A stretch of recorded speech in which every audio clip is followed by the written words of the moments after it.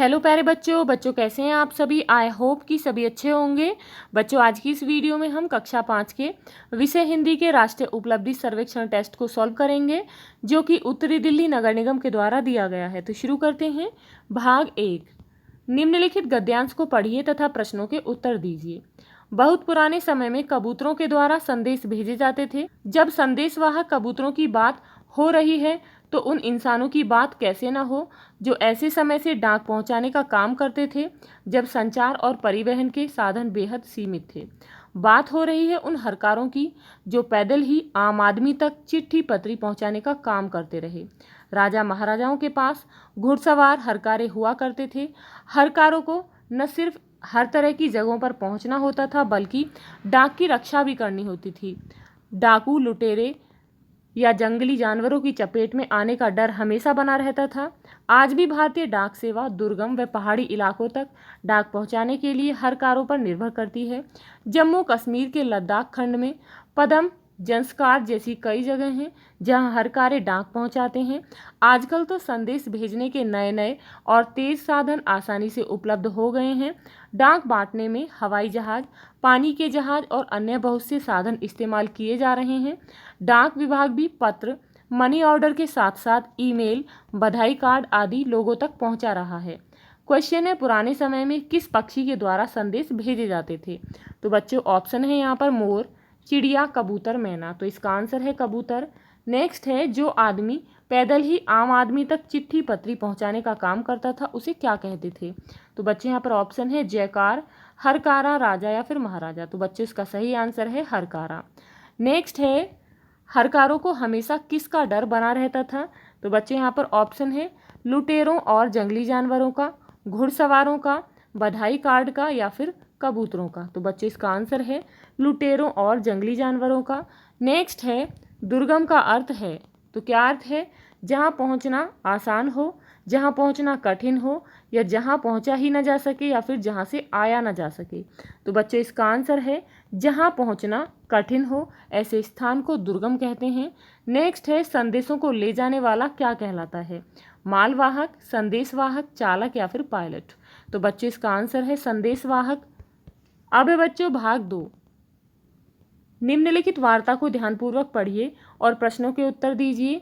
तिनसु, अच्छा ये फूल कैसे हैं। मिमी ने कहा, ओह मैं तो भूल ही गया था, मेरी माँ ने कहा है कि कोको की माँ ने कल दुकान से एक फूलदान खरीदा था, उन्होंने ये फूल उस फूलदान में रखने के लिए भेजे हैं। इधर उधर देखता है, उसे अलमारी के ऊपर फूलदान दिखाई देता है, वह रहा फूलदान अलमारी पर। तिनसु, मुझे दो, मैं इन्हें फूलदान में रखाती हूँ। तिनसु उसके हाथ में फूल देता है। उठने लगती है कोको, नहीं नहीं मिमी तुमने तो मुझे डरा ही दिया, क्या बात है। कोको, ये फूल मेरी माँ को इस फूल से एलर्जी है, जब भी वह यह फूल देखती है उनके जिस्म में फुंसियाँ निकल आती हैं। तिनसु, ओह मुझे इस बात का पता नहीं था, खैर मैं इन फूलों को वापस ले जाऊंगा। कोको चैन की सांस लेकर, स्वागत, अपने आप से ही मुझे अपनी रोटियों को बचाने के लिए कितने झूठ बोलने पड़ेंगे। अब क्वेश्चन है, फूल कौन लेकर आया था। तो बच्चों आंसर है मिमी।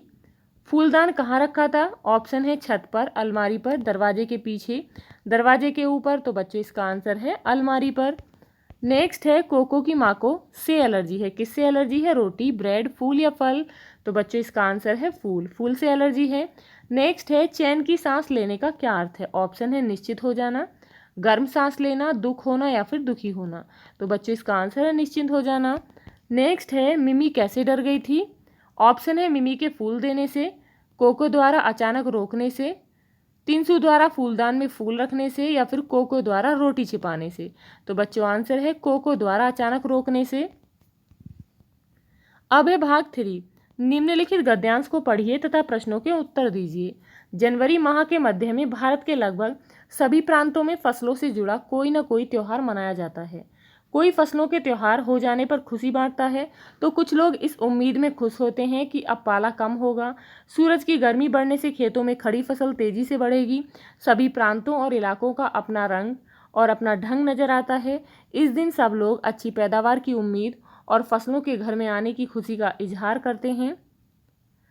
उत्तर प्रदेश, बिहार, मध्य प्रदेश में मकर संक्रांति या तिल संक्रांत, असम में बिहू, केरल में ओणम, तमिलनाडु में पोंगल, पंजाब में लोहड़ी, झारखंड में सरहुल, गुजरात में पतंग का पर्व सभी खेती और फसलों के जुड़े त्योहार हैं। इन्हें जनवरी से मध्य अप्रैल तक अलग अलग समय पर मनाया जाता है।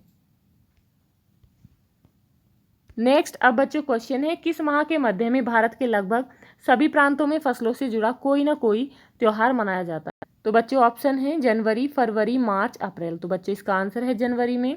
नेक्स्ट है, निम्न में से कौन सा त्योहार फसलों से जुड़ा नहीं है?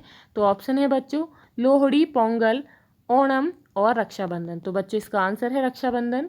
नेक्स्ट है, कुछ लोग इस उम्मीद में खुश होते हैं कि अब ठंड कम होगी, अब बरसात होगी, या अब बीज बोए जाएंगे, या फिर अब काम नहीं करना पड़ेगा। तो बच्चों आंसर है अब ठंड कम होगी।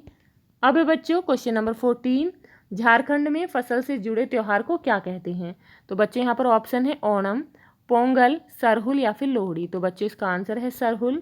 नेक्स्ट है, सूरज की गर्मी बढ़ने से खड़ी फसल पर क्या असर पड़ेगा? तो बच्चों यहाँ पर ऑप्शन है तेजी से बढ़ेगी, खराब हो जाएगी, बह जाएगी या फिर घट जाएगी। तो बच्चों इसका आंसर है तेजी से बढ़ेगी।